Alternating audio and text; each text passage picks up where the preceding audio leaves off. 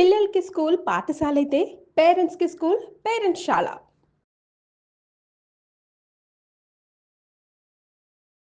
నమస్కారం. మీరు చూస్తుంది సుమన్ టీవీ. నేను మీ కీర్తి. జూలై 25 తారీఖు నుంచి శ్రావణ మాసం ప్రారంభమవుతుంది. శ్రావణ మాసం ఆడవాళ్ళందరికీ ప్రీతికరమైన మాసం. అయితే శుక్రవారమే రాబోతోంది. మరి ఏ రోజు మనం ఇంటిని కానీ దేవుడు గదిని కానీ క్లీన్ చేసుకోవచ్చు?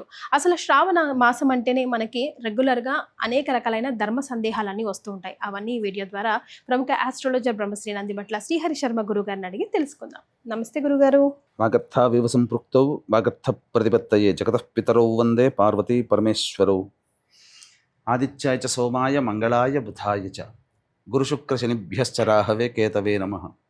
శృంగేరి జగద్గురు పీఠాధిపతులకి కంచి పీఠాధిపతులకి నమస్కారములు తెలియజేసుకుంటూ కార్యక్రమాన్ని ప్రారంభిద్దాం. గురుగారు, శ్రావణ మాసం అంతా కూడా చాలా శుభకరమైన మాసంగా చూస్తూ ఉంటాం. అయితే ఈసారి జూలై 24 తారీఖు అమావాస్య వస్తే 25 తారీఖు నుంచి శ్రావణ మాసం ప్రారంభమవుతుంది కదా. అది శుక్రవారమే కావడంతో అందరికీ చాలా చాలా రకమైన సందేహాలు ఉన్నాయి గురుగారు. ఒకటి ఏంటంటే, మరి ఎప్పుడు ఇల్లును కానీ దేవుడి గదిని కానీ శుభ్రం చేసుకోవాలి? అమావాస్యకి ముందేనా, శుక్రవారం రోజు అయినా పర్వాలేదా, లేకపోతే శనివారం వరకు ఆగాల అని. ఇంకొకటి ఏంటంటే, ఇప్పుడు మొదలే శుక్రవారం అవ్వడంతో జనరల్గా అయితే పౌర్ణిమకి ముందొచ్చే శుక్రవారం మనం వరలక్ష్మి వ్రతం చేసుకుంటున్నప్పటికీ కూడా ఈసారి ఎప్పుడు చేసుకోవాలి, 2వ వారమా 3వ వారమా అన్న సందిగ్ధం కూడా వచ్చింది. సో ఈ వీడియో ద్వారా జనరల్గా వచ్చే ధర్మ సందేహాలు శ్రావణ మాసానికి సంబంధించి అన్నీ కూడా మీరు ఆన్సర్ చేయాలండి. తప్పకుండా. సో ముందుగా ఎప్పుడు మనం ఇంటిని కానీ దేవుడి గదిని కానీ క్లీన్ చేసుకోవాలి? ప్రధానంగా జూలై 24 తారీఖు అమావాస్య రోజు కాబట్టి ఆ రోజున ఆషాఢ అమావాస్యకి పాతగా దాచబడినటువంటి దీపపు కుందులు కానీ, అలాగే ప్రతిమలు కానీ, అంటే వెండి విగ్రహాలు, ఇత్తడి విగ్రహాలు, అవన్నీ కూడా ఆ రోజు శుభ్రపరచుకోమని మనకు శాస్త్రంలో ఉంది. ఓకే. కాబట్టి ఆ రోజు చక్కగా వాటి దీపపు కుందులన్నీ కూడాను బాగు చేసుకోవచ్చు. ఇక ఇంటిని శుభ్రపరచుకోవడం అనేటువంటిది శ్రావణ మాసం నుంచి ప్రారంభమవుతుంది కాబట్టి 25వ తారీఖు రోజున పొద్దునే కాలకృత్యాదులన్నీ తీర్చుకొని, ఎత్ర శుచి తత్ర దేవతాః, దేవతలు ఎక్కడ తృప్తిగా ఉంటారు, దేవతానుగ్రహం ఎప్పుడు ఉంటుందనంటే ఎక్కడ పవిత్రత అంటే ఏదో ఇల్లంతా అందరికీ వినిపించేటట్టుగా దేవుడి పాటలు పెట్టుకుంటూ కాదు. పవిత్రత అనేటువంటిది దుమ్ము ధూళి అనేటువంటిది లేకుండా శుచిగా, చూడగానే క్లీన్గా, నీట్గా కనపడాలి ఇల్లంతా కూడా. అక్కడ పాజిటివ్ వైబ్రేషన్ ఉంటుంది. కాబట్టి శుక్రవారం ఉదయమే లేచి కాలకృత్యాదులు తీర్చుకొని, అవసరమైతే సూర్యోదయం కంటే ముందే కూడా ఇల్లంతా శుభ్రపరచుకొని, ఇంటి గోడలకి, ఫ్యాన్లకి, దేవుడి పూజా మందిరంలో ఉన్నటువంటివి అన్నీ కూడాను చక్కగా శుభ్రపరచుకోండి. దుమ్ము దులపకూడదు అంటారు కదా, శుక్రవారం నాడు దులపకూడదు అని అంటారు. అందుకనే సూర్యోదయం కంటే ముందే ఇవన్నీ చేసుకుంటే మంచిదే కదా. ఇవి చేసుకోవచ్చు. అవన్నీ చేసుకున్న తర్వాత చక్కగా ఇల్లంతా కూడా ఈ నెగిటివ్ ఎనర్జీ అనేది వెళ్ళిపోవాలి. అదే కాబట్టి ఏం చేయాలి నెగిటివ్ ఎనర్జీ అని అన్నప్పుడు, చక్కగా ఇంట్లో చక్కగా మడి నీరు, అంటే ట్యాప్ నుంచి పట్టినటువంటి నీరు, అంటే బోర్ వేస్తే వస్తుంది కదమ్మా, ఎవరు ముట్టుకోనటువంటి, లేదా బావిలో ఉన్నటువంటి నీరు, లేదా బోరింగ్ కొడితే వచ్చినటువంటి నీరు, ఆ నీటిలో గంగాజలము కొంత కలపడం, అలాగే గళ్ళ ఉప్పు, జాజికాయ, జాపత్రి, పచ్చకర్పూరము, కుంకుమ పువ్వు, ఇలాంటివి సుగంధ ద్రవ్యములు వేసి అప్పుడు ఇల్లంతా కూడాను తుడి చేసేస్తే ఆ నెగిటివ్ ఎనర్జీ అంతా ఫస్ట్ వెళ్ళిపోతుంది. ఓకే. శుక్రవారం నాడు కొన్ని నియమాలు ఉన్నాయమ్మా. ఏంటంటే ప్రతిరోజు కూడాను దీపారాధన. ఈ శ్రావణ మాసం అంతా కూడా ప్రతిరోజు స్నానం ఆచరించగానే దీపారాధన చెయ్యాలి. ఎక్కడ చెయ్యాలి, ఎలా చెయ్యాలి అని అనుకున్నప్పుడు, ఇంట్లో ఖచ్చితంగా ప్రతి ఇంట్లో తులసి చెట్టు ఉంటుంది. తులసి చెట్టు దగ్గర అష్టదళ పద్మం వేసి, పసుపు కుంకుమ అక్షతలు వేసి, 2 పూలు పెట్టి అక్కడ దీపారాధన చేస్తే విశేషం. ఇక్కడ పంచతైలాలతో దీపారాధన చేస్తే చాలా విశేషం. దొరుకుతుందా గురుగారు? పంచతైలాలు అంటే మనం చేసుకోవచ్చు అమ్మా, ఇంట్లో అయినా చేసుకోవచ్చు, తప్పేమి లేదు. ఆవు నెయ్యి, నువ్వుల నూనె, తర్వాత విప్ప నూనె, కొబ్బరి నూనె, వేప నూనె, లేదా ఆముదమైనా తీసుకోవచ్చు. ఓకే. ఇవన్నీ కలిపి ఒక చక్కగా ఇంట్లో 1 కిలో 2 కిలోల వరకు మనం తయారు చేసుకుంటే నెల రోజుల పాటు వస్తుంది. ప్రతిరోజు ఆ 5 తలయాలు కలిపినటువంటిది దీపారాధన చేసేసి తులసి చెట్టు దగ్గర అక్కడ ఒక అగరబత్తి వెలిగించి, అవకాశం ఉంటే విష్ణు సహస్రనామ పారాయణం చేసుకోవడం, లేదా లలితా సహస్రనామ పారాయణం చేసుకోవడం, రాగానే మళ్ళీ ఇంట్లో దీపారాధన చేసుకొని తులసి చెట్టు దగ్గర వెలిగించి తర్వాత ఇంట్లో చేసుకోవాలి. ఇక తర్వాత ఈ శ్రావణ మాసం అంటేనే అనేకమైనటువంటి నోమాలు. అసలు ఏ రోజు తక్కువమ్మా? మరి ఆదివారం మొదలు పెడితే సూర్యునికి సంబంధించింది, సోమవారం శ్రావణ సోమవారాలు సరే, శ్రావణ మంగళవారాలు ఇంకా చెప్పనక్కర్లేదు, ఇక బుధవారం విఠలుడికి లేదా గణపతికి, శ్రావణ గురువారాలు దత్తాత్రేయ స్వామికి, శ్రావణ శుక్రవారాల గురించి అసలు మనం చెప్పాల్సిన పని లేదు, ఇక శ్రావణ శనివారాలు ఇంకా వివరించాల్సిన పని లేదు.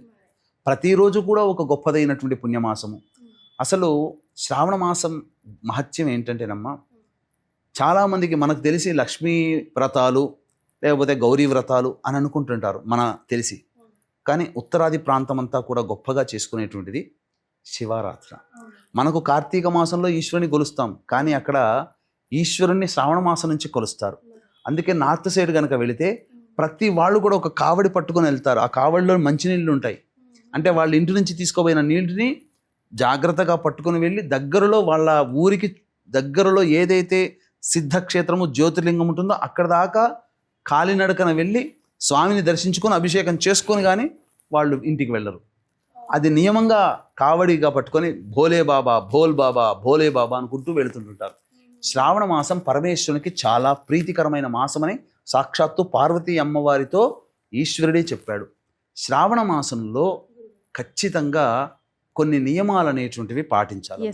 ఏంటా నియమాలు? ఆడవారికైనా మగవారికైనా మనం తెలుసుకుందాం గురుగారు. అవకాశం ఉంటే నెల రోజుల పాటు ఉపవాసాన్ని అనుసరించి రాత్రిపూట చంద్రుని దర్శనం చేసుకుని భోజనం చేసుకునే వీలుంటే చేయడం మంచిది. ఒంటిపూట భోజనం చంద్ర దర్శనం తర్వాత బ్రహ్మచర్య వ్రతం ఆచరించాలి.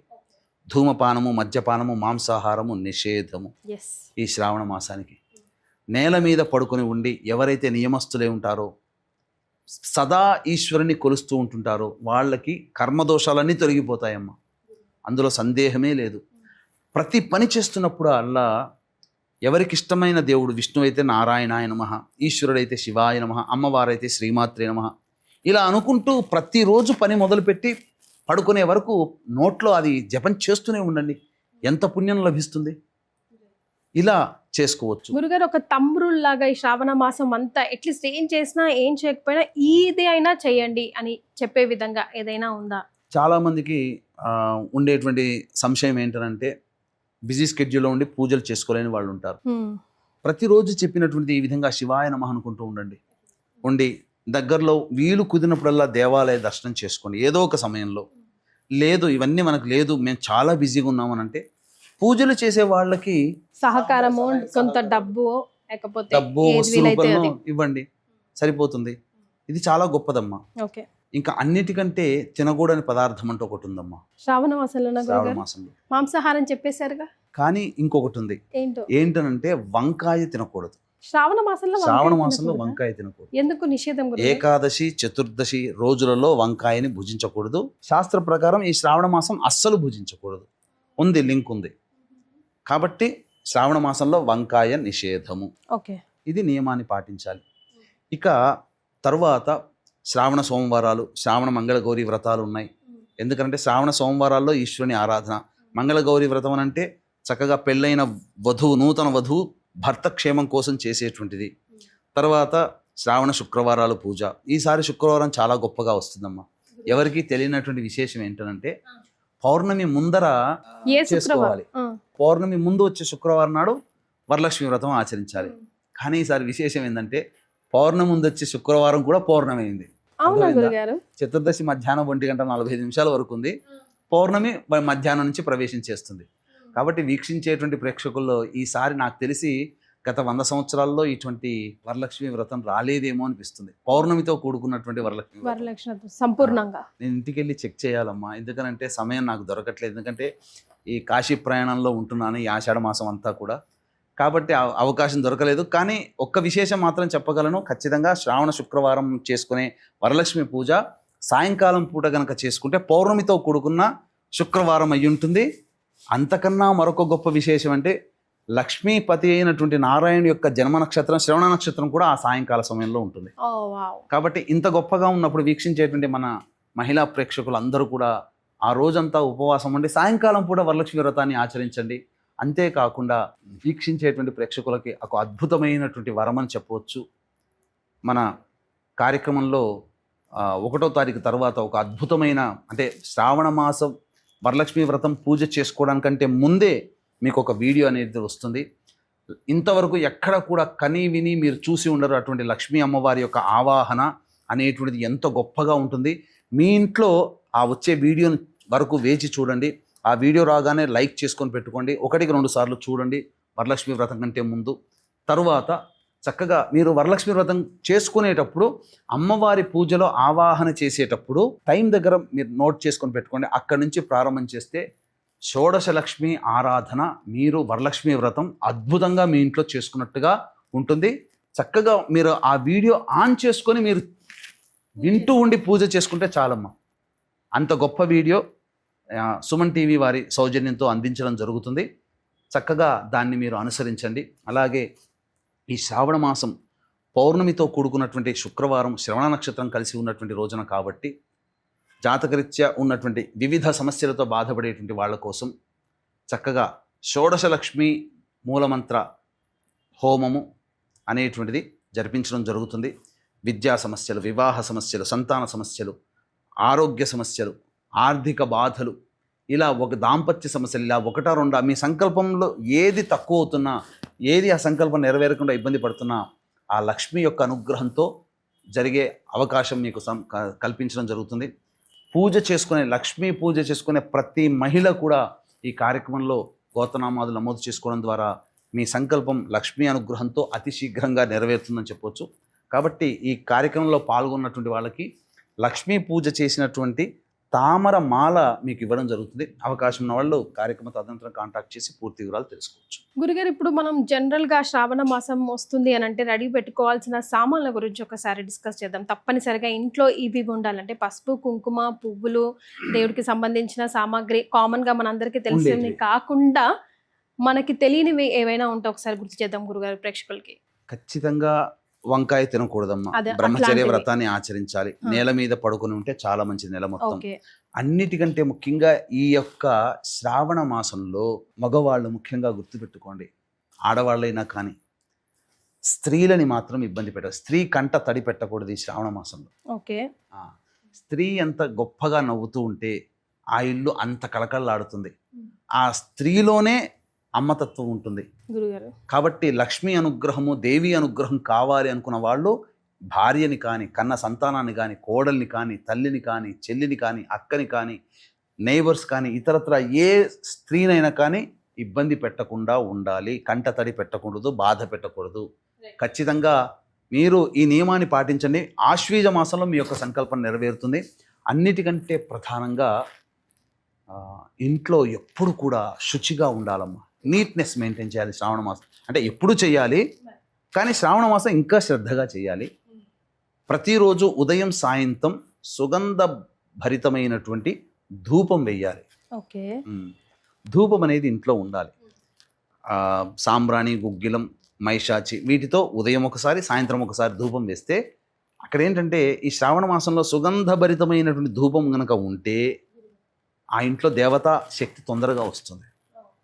అందుకని చక్కగా సుగంధాన్ని ఇచ్చేటువంటి అగరబత్తులు కూడా పెట్టుకోవచ్చు. గురుగారు, మనం వాయినాలు ఇస్తూ ఉంటాం కదా, ముఖ్యంగా నోములు వ్రతాలు అవి చేసుకుంటూ ఉంటాం కాబట్టి, సో అవి ఏ రకంగా ఇవ్వాలి అంటే కొంతమంది బ్రౌన్ కలర్ శనగలు ఉంటాయి అవి పెడతారు, కొంతమంది కాబూలి చనాలు ఉంటాయి అవి కడతారు, 3 పెట్టాలి తమలపాకులు, పండ్లు 2 ఇవ్వాలి, ఇట్లాంటి కాంట్రవర్సీలు ఉంటాయి.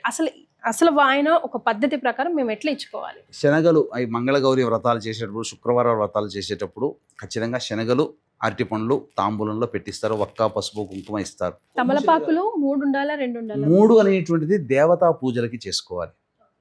దేవతల్ని పెట్టేటప్పుడు 3 తమలపాకుల్లో దేవతా విగ్రహాన్ని పెట్టాలి. కానీ మామూలుగా సాధారణంగా ఎవరికైనా తాంబూలాలు ఇచ్చినా 2 ఉండాలి. ఈనెలు అటువైపు ఉండాలి. అగ్రములు అంటే చెట్టు నుంచి కోసేటప్పుడు ఉంటాయి కదా, ముచ్చికలు అంటారు కదా, అవి మన వైపు ఉండాలి. పండు కూడా అంతే. ఆ పండు కూడా అగ్రం అంటే చెట్టు గెల గేసినప్పుడు ఆ గెలతో పాటు వస్తుంది కదమ్మా, అది మన వైపు చూస్తుంది. మన వైపు ఇస్తున్న వాళ్ళ చెప్పు. అట్లాగే వాయనం ఇచ్చేటప్పుడు కూడా చాలా మంది ఏదో హడావిడిగా అక్కడ ఇస్తుంటారు. ఎంత అక్కడ అంటే అక్కడ హడావిడి పడకూడదమ్మా. వాయనం ఇచ్చేటప్పుడు ఆమె ఇచ్చేటప్పుడు కూడా వాయనం తీసుకునే ముత్తైదువ తూర్పు వైపున ఉండాలి. ఈ ఇచ్చే ఆమె ఉత్తరం వైపు ఉంటే మంచిది, లేకపోతే ఆమెకు ఎదురుగా కూర్చుంటే పశ్చిమం వైపు చూస్తున్నట్టుగా ఉంటుంది. అట్లయినా చేయొచ్చు. ఓకే. అప్పుడేమనాలంటే కోరితినమ్మ వరం అని అడగాలి. ఆ వచ్చిన ముత్తైదువ ఇస్తినమ్మ వరం అనాలి. అట్లా 3 సార్లు అడగాలి. పసుపు కుంకుమ అవన్నీ అయిపోయిన తర్వాత వాయనం ఇచ్చే ముందు అడగాలి. ఓహో, ఓకే. ఆమె భక్తిగా అమ్మ కోరితినమ్మ వరం అనాలి. అంటే ఆ ముత్తైదువ ఇస్తినమ్మ వరం అని చెప్పి అంటుంది. ఇలా 3 సార్లు కన్వర్సేషన్ జరగాలి. ఓకే. తర్వాత అప్పుడు మూసి వాయనాన్ని ఇలా కొంగులో పట్టి, కొంతమంది ఏమో ఇలా పడతారు గురుగారు, కొంతమంది ఏమో పళ్ళు పడతారు. ఇలా మన ప్లేట్ లో పెట్టి ఇలా కొంగులో ఇట్లా పట్టుకోవాలి. ఒళ్ళో మాత్రం పెట్టకూసుకోకూడదు. ఓడి బియ్యం అయితేనే ఇట్లా పోసుకోవాలి కదా గురుగారు. ఒళ్ళో మాత్రం ఇట్లా ఒక వైపున ఇలా పట్టుకొని ఇక ఇలా ఉంది కదమ్మా కుడి చేతిలో, ఇలా ప్లేట్ అలా పట్టుకొని దాని మీద పట్టుకొని ఆవిడకిస్తూ ఇస్తినమ్మ వాయనం అని ఆమె ఇవ్వాలి. కింద ఆమె పేయి పట్టుకొని పుచ్చుకుంటున్నమ్మ వాయనం. అలా 3 సార్లు. ఇచ్చేది ఎవరు అని కూడా అడుగుతుంటారు. ఇచ్చేది ఎవరు అని భక్తురాలు, తీసుకునేది ఎవరు దేవత అన్నట్టుగా ఉండాలి. ఆ విధంగా ఇచ్చేది నేను, తీసుకునేది నేను అన్నట్టుగా ముత్తైదువ చెప్తుండడం. అస్సలు మనం వాయనాల్లో ఇవ్వకూడని వస్తువులు ఎందుకు వస్తుంది ఈ ప్రశ్న అంటే, ఈ మధ్య కాలంలో ప్లాస్టిక్ ఇవ్వకూడదు అలా చెప్తున్నారు కదా గురుగారు. గ్లాస్ ఐటమ్, పింగాణి ఐటమ్స్ అట్లయితే కానీ, వెండి కూడా కొన్నిసార్లు ఇవ్వకూడదు. వెండి దేవుడి విగ్రహాలు కానీ అట్లా ఇవ్వకూడదు. అసలు దేవుడి విగ్రహాలే ఇవ్వకూడదు అని అంటున్నారు. అంటే ఇంట్లో కొలుచుకునే శక్తి కూడా ఉండాలి కదా. విగ్రహాలు ఇస్తే దాన్ని పూజ చేసుకుని నైవేద్యం పెట్టేంత శక్తి కూడా ఉండాలి. దాన్ని తీసుకెళ్లి షోకేస్ లో పెట్టుకుంటున్నారు. అందుకని ప్లాస్టిక్ తో కూడుకున్నట్టు ఇవ్వకూడదు. వాస్తవమే. ఎందుకంటే అది రాహుకి సంకేతం. కాబట్టి సాధ్యమైనంతగా శాస్త్రీయంగా ఉండేటువంటివే ఇవ్వాలి. కానీ ఇంకొకటి ఏంటంటే, పిచ్చి పిచ్చి గాజులు వేసుకోకుండా ఈ 4 రోజుల పాటు శాస్త్రీయంగా ఉండే మట్టి గాజులు వేసుకోవాలి ముత్తైదు. Red, green, yellow, any colour. Okay గురుగారు, పసుపు కుంకుమలు జనరల్ గా శుక్రవారం రోజు మనం బయటికి ఇవ్వము అంటాం కదా. మరి ఆ రోజు వాయనంకి పిలిచి డెఫినెట్ గా పసుపు కుంకుమ పెట్టే పంపిస్తాం కదా. దేవతా రూపంలో ఆ ముత్తైదుని కొలుచుకునేటప్పుడు పసుపు కుంకుమ పెట్టాలి కదా. ఇచ్చేటప్పుడు కూడా పసుపు కుంకుమ ఇస్తారు కదా వాయనం ఇచ్చేటప్పుడు. అంతేకాకుండా పూజ చేసుకునేటప్పుడు ఖచ్చితంగా అమ్మవారికి ప్రీతికరమైనటువంటి రంగు వస్త్రముని ధరించుకుంటే మంచిది. చాలామంది ఈ రోజున సోషల్ మీడియాలో ఈ రంగు చీర కట్టుకోమన్నారా, నీకేం చెప్పారు, ఇలా చెప్పి కొన్ని రకరకాలుగా మాట్లాడుతున్నారు. రంగు ఉండనే ఉంది కదా గురుగారు మన శాస్త్రాల్లో. దానికి కాకపోయినా సింపుల్ లాజిక్ తో చెప్తానమ్మా. ఇప్పుడు తర్వాత వచ్చే భవానీ మాల వేస్తారు కదా అమ్మవారికి, మరి ఎరుపు రంగు వస్త్రాలు ధరించాల్సిందే కదా ఉన్న 40 రోజులు. అయ్యప్ప మాల వేస్తారు, నల్ల రంగు ధరించాల్సిందే కదా. ఆ నల్ల రంగు ధరించే కదా పూజ చేసుకునేది. మరి శ్రావణ మాసంలో లక్ష్మీ అమ్మవారి, గౌరీ అమ్మవార్లకు ఇష్టమైనటువంటి రంగుని వేసుకొని ధరిస్తే తప్పేంటి? ఇప్పుడు పూజ చేసేటప్పుడు కూడా కింద ఆసనం కూడా ఏ అమ్మవారిని మనం చేస్తున్నామో ఆ అమ్మవారికి సంబంధించినటువంటి వస్త్రం కూడా వేసుకోమన్నారు. శాస్త్రం చెప్పబడి ఉంది. ఎరుపు రంగు అలాగే ఆకుపచ్చ రంగు అమ్మవారికి ఆ కట్టుకొని చేసుకుంటే చాలా ప్రీతికరం. అమ్మవారికి చేసుకోవచ్చు, తప్పు లేదమ్మా. గురుగారు, ఇప్పుడు శుక్రవారమే స్టార్ట్ అవుతుంది కాబట్టి శ్రావణ మాసం, మరి 3rd వీక్ చేసుకోవాలా, 2nd వీక్ చేసుకోవాలా? ఒకవేళ మాకు 2nd వీక్ ప్రాబ్లం వస్తుంది అని అనుకుంటే 1st వీక్లో చేసుకోవచ్చా? ఒకవేళ 2nd వీక్లో చేసుకుందాం అనుకోకుండా ఇంట్లోకి ఎవరో ప్రాబ్లం జరిగిందా, అమ్మాయిలకే కానీ లేకపోతే ఎవరో పోవడం కానీ, ఎవరికో అనారోగ్యం జరగడం కానీ, మరి మనం ఇంకా ఎప్పుడు చేసుకోవచ్చు అనే సందేహం ఒకటి ఉంది గురుగారు. మనకు ఈ శ్రావణ వరలక్ష్మి వ్రతానికి సంబంధించి విధానంలో చారుమతి అనేటువంటిది కీలక సూత్రధారి. ఆమెకి స్వప్నంలో అమ్మవారు కనిపించి పౌర్ణమి ముందు వచ్చే శుక్రవారం నాడు చేసుకోమ్మా, నీకంతా కూడా శుభం జరుగుతుంది అని చెబుతుంది అమ్మవారు. సాక్షాత్తు అమ్మవారే చెప్పింది కదా. కాబట్టి పౌర్ణమి ముందు వచ్చే శుక్రవారం చేసుకోవాలి. పౌర్ణమి ఏమైంది, వ్రతాదులకి వీటన్నిటికీ కూడాను సూర్యోదయానికి ఏ తిథి ఉంటుందో అది చేసుకోవాలి. మరి పౌర్ణమి తిథి 9వ తారీఖు అయింది, పౌర్ణమి ముందు శుక్రవారం వచ్చింది కాబట్టి 8వ తారీఖు రోజునే వరలక్ష్మి వ్రతం చేసుకోవాలి. ఓకే. ఆ 8వ తారీఖు శ్రావణ మాసంలో 3వది అవుతుంది కదా. పౌర్ణమి ముందు 2 అంటే 8 గంటల ముందు వచ్చేటువంటిది చేసుకోవాలేమో అని అనుకుంటారు. అందుకే ఆ కన్ఫ్యూజన్ అంతా వచ్చింది గురుగారు. 2వ తారీఖు నాడు చేసుకోవచ్చా అని. కొంతమంది మాకు 8వ తారీఖు నాడు వీలు పడదు అంటే, కొంతమంది ఆడవాళ్ళకి ఋతుమతి అయినప్పుడు వాళ్ళకి ప్రాబ్లమ్స్ వస్తాయి కాబట్టి చేసుకోకూడదమ్మా. శ్రావణ మాసం కథలో, చారుమతి కథలో పౌర్ణమి ముందు వచ్చే శుక్రవారం అన్నారు కాబట్టి ఆ శుక్రవారం నాడు మాకేదైనా ఇబ్బంది వస్తుంది కాబట్టి 2వ తారీఖు నాడు మేము చేసుకోవచ్చా అని అంటారు. కానీ చేసుకోకూడదు.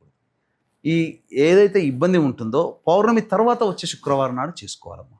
సో ఏదైనా పౌర్ణమి తర్వాత అయినా చేసుకోవచ్చు కానీ ముందే చేసుకోకూడదు ఉండదు. తర్వాత కొంతమందికి ఏంటంటే 8వ తారీఖు అమ్మవారి వరలక్ష్మి వ్రతం చేసుకోవాలి కాబట్టి 8వ తారీఖు రోజున 4వ రోజు కనుక అయితే చేసుకోకూడదు. ఇంట్లోకి రావచ్చు, ఇల్లంతా కడుక్కోవచ్చు, కానీ వ్రతంలో వ్రతం ఆచరించు. మాత్రం చేయకూడదు. 8వ తారీఖు 5వ రోజు అయితే కనుక అప్పటి నుంచి చేసుకోవాలి. ఇంట్లో నలుగురు ఉన్నారు గురుగారు, ఎవరో ఒక్కరు మిస్ అయ్యారు, పర్వాలేదా? వాళ్ళు కొంచెం దూరంగా ఉంటే ఆ ఇంట్లో మనం వాస్తవానికి అయితే అందరూ లేకుండా ఉన్నప్పుడు చేసుకోవడమే మంచిది. ఎందుకంటే అందరూ ఇంట్లో తిరుగుతుంటారు కదమ్మా. ఏ వస్తువు తెలియకుండా తాకినా అపచారమే. మనం చేసుకోకూడదు. ఎవరైనా మరణించినప్పుడు ఆ సూతకంలో చేసుకోకూడదు, తర్వాతనే ఇంకా చేసుకోవాలి. సంవత్సరం అంతేనమ్మా. ఆ సంవత్సరం కాదమ్మా, ఆ సూతకం ఎవరైనా మరణించారనుకోండి, ఈ నోములు వ్రతాలు సంవత్సరం అంతా కుటుంబ సభ్యులు అత్త మామనో అట్లా అయితే కనుక చేసుకోకూడదు. ఆడవాళ్ళు, అత్తగారు కానీ మామగారు కానీ లేదా ఇంకెవరైనా వీళ్ళ సంబంధికులు. కొంతమంది కుటుంబాల్లో ఏంటంటే బావగారు చనిపోయి ఉంటారు, మేము చేసుకోవచ్చునా, మేము కూడా చేసుకోకూడదు కదా అని అంటారు. ఇక్కడ ఏంటనంటే శాస్త్రంలో బావగారు చనిపోయినప్పుడు అంటే భర్త యొక్క అన్నగారు చనిపోతే ఆ కుటుంబానికే ఉంటుంది, గోత్రనామాలు ఒక్కటే ఉన్నంత ఉన్నంత మాత్రం కాదు, ఆ కుటుంబానికి. ఇక్కడ వీళ్ళు చేసుకోవచ్చు, తప్పులేదు. బావగారు చనిపోయినా లేదా మరిది ఎవరైనా చనిపోయినా మిగతా వాళ్ళు చేసుకోవచ్చు, కానీ చనిపోయిన వాళ్ళు చేసుకోవచ్చు. అదేలేండి. ఈ ఇద్దరికి తండ్రి ఉన్నాడు అనుకోండి, ఆ తండ్రి పోతే అసలు వీళ్ళిద్దరు కూడా చేసుకోకూడదు శాస్త్రంలో ఉన్న నియమం ప్రకారం. గురుగారు, ప్రెగ్నెంట్ ఉమెన్ చేసుకోవచ్చా వరలక్ష్మి వ్రతం అన్నది ఒక క్వశ్చన్ అండి. ప్రెగ్నెంట్ ఉమెన్కి సంబంధించి చూసుకుంటే కొన్ని ఆచారాల ప్రకారము 5వ నెల పడగానే కొంతమందికి పురుడి సూతకంగా భావించి ఇక ఏ పూజలు చేయరు. కొన్ని కుల ప్రకారము, కొన్ని ప్రాంత ప్రకారము 7వ నెల పడిన తర్వాత చేసుకోకూడదు అని అంటారు. కాబట్టి వాళ్ళ పెద్దల్ని అనుసరించి వాళ్ళ పెద్దలు ఏం ఆచరించారో దాన్ని బట్టి చేసుకోవాలి.